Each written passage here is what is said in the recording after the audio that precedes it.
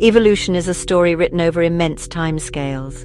It is a tale of change, adaptation, and survival. We often think of it in terms of ancient ancestors. We picture primates slowly standing upright on the African savanna. We imagine the development of tools and the discovery of fire.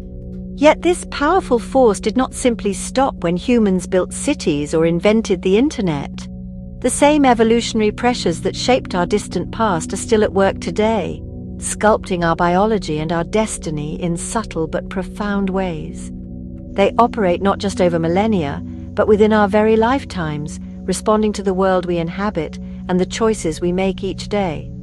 These forces are not always the dramatic survival of the fittest scenarios we see in nature documentaries. In the modern human world, the pressures are different. They are found in the food we eat, the air we breathe, and the social structures we navigate. Our bodies are constantly adapting to new challenges, from processed foods to sedentary office jobs. This is not the rapid, brutal selection of the wild. Instead, it is a slower, more intricate dance between our ancient genes and our very modern environment. Understanding this ongoing process is the key to unlocking a deeper comprehension of who we are and what we might become. Consider the simple act of living in a densely populated city versus a quiet rural area.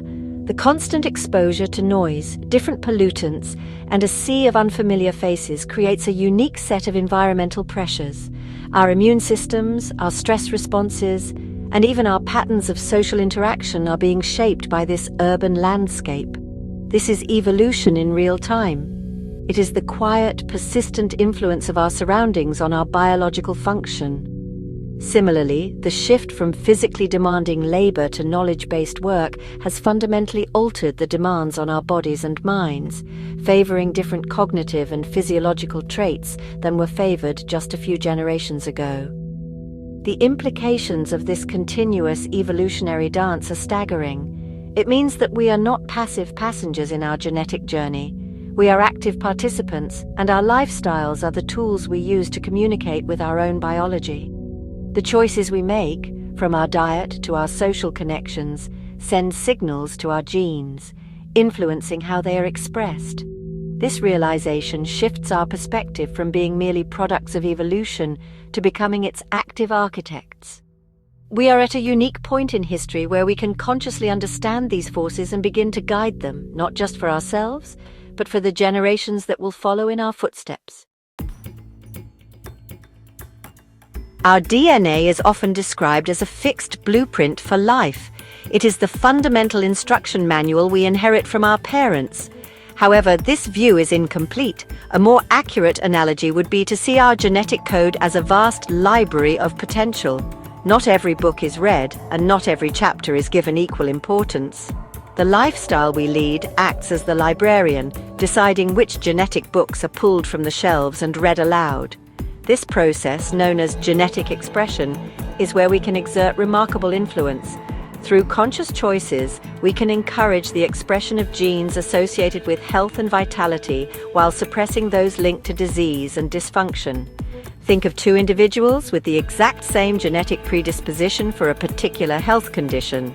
One adopts a lifestyle rich in nutrient-dense foods, regular physical activity, and strong social bonds. The other leads a sedentary life with a poor diet and high levels of chronic stress.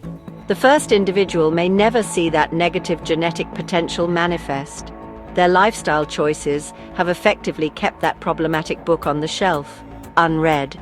The second individual, however, may find that their lifestyle activates those very genes, leading to the onset of the condition. This demonstrates the immense power of our daily habits in navigating our genetic landscape. For example, regular exercise does more than just build muscle and improve cardiovascular health. It sends a cascade of signals throughout the body that influence which genes are turned on or off.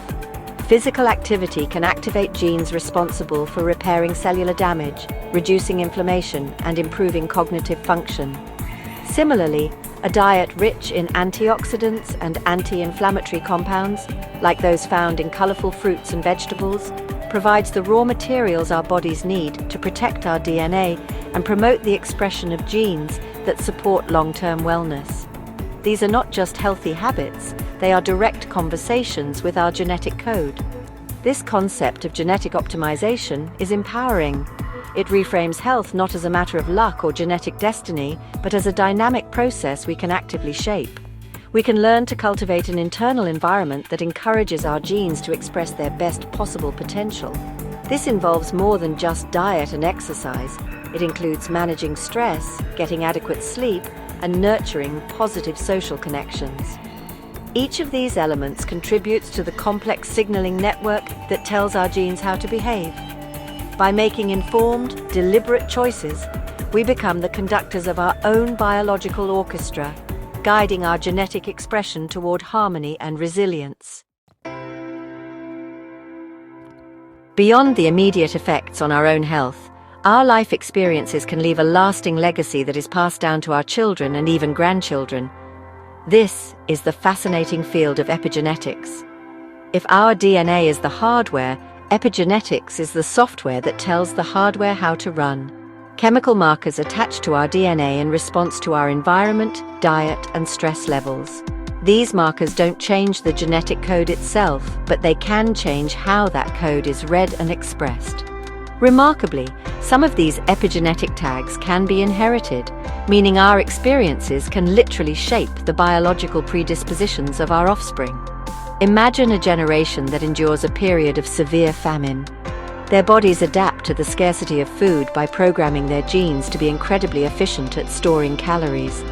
This is an epigenetic change. When that generation has children, their offspring may inherit these epigenetic markers.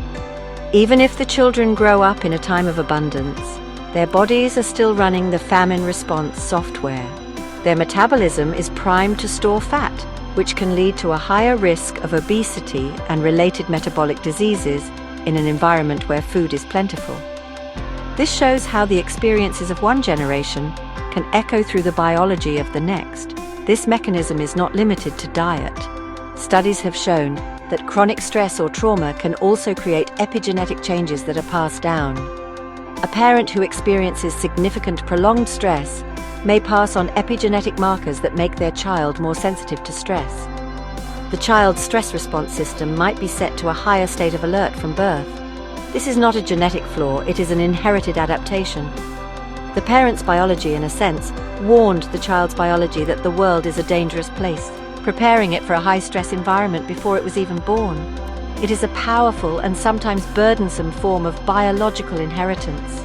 Understanding epigenetic inheritance is a profound responsibility. It means that the way we care for ourselves, our mental health, our nutrition, our exposure to toxins, has consequences that extend far beyond our own bodies. We are not just shaping our own lives, we are contributing to the biological and emotional starting point of future generations. This knowledge encourages us to think of wellness in a broader, more communal sense. By creating healthier, more supportive and less stressful environments for ourselves, we are also giving a precious gift to our descendants, a cleaner epigenetic slate and a better foundation for a healthy life. While evolution at the individual and genetic level is powerful, the next great leap for humanity may be driven by selection at the group level. Throughout the history of life on Earth, cooperation has been a revolutionary strategy. From the first multicellular organisms to the intricate societies of ants and bees, working together has allowed groups to achieve what no single individual could. For humans, our unparalleled ability to cooperate in large, flexible groups is our defining superpower. It allowed us to hunt mammoths, build pyramids, and walk on the moon. The future of our species-level evolution may depend on consciously selecting for even greater cooperation, empathy, and collective intelligence. This is not a biological selection in the traditional sense, but a cultural and social one. Societies that foster trust, collaboration, and shared purpose are more resilient, innovative, and stable. They are better able to solve complex problems like climate change, pandemics, and resource scarcity. In a globally interconnected world, the fittest societies may no longer be the most aggressive or dominant, but the most cooperative and integrated. We are seeing a slow but steady selection pressure favoring systems of governance and economics that prioritize long-term collective well-being over short-term individual gain. This is a form of group selection playing out on the world stage. Consider the evolution of human consciousness itself. Our ability to understand others' perspectives, to feel empathy, and to engage in complex moral reasoning are the bedrock of our social fabric. These traits are essential for large-scale cooperation. As we continue to build a more complex global society, the evolutionary advantage will go to those groups that can best cultivate these aspects of consciousness. Education systems that teach empathy, political systems that encourage dialogue, and media that promotes understanding across cultures are all tools for driving this species-level evolution. We are actively shaping the selective environment for our own minds. The ultimate trajectory of this process is the development of a planetary consciousness, a sense that we are all members of a single, interdependent species sharing a fragile home. This is not a utopian fantasy, but a potential evolutionary outcome driven by the realities of our time. The challenges we face are global in scale and demand global solutions. By consciously choosing cooperation over conflict, empathy over apathy, and shared purpose over narrow self-interest, we can guide our cultural evolution toward a more sustainable and harmonious future. We are the first species with the ability to understand its own evolutionary process, and therefore the first with the power to consciously and collectively choose its own destiny.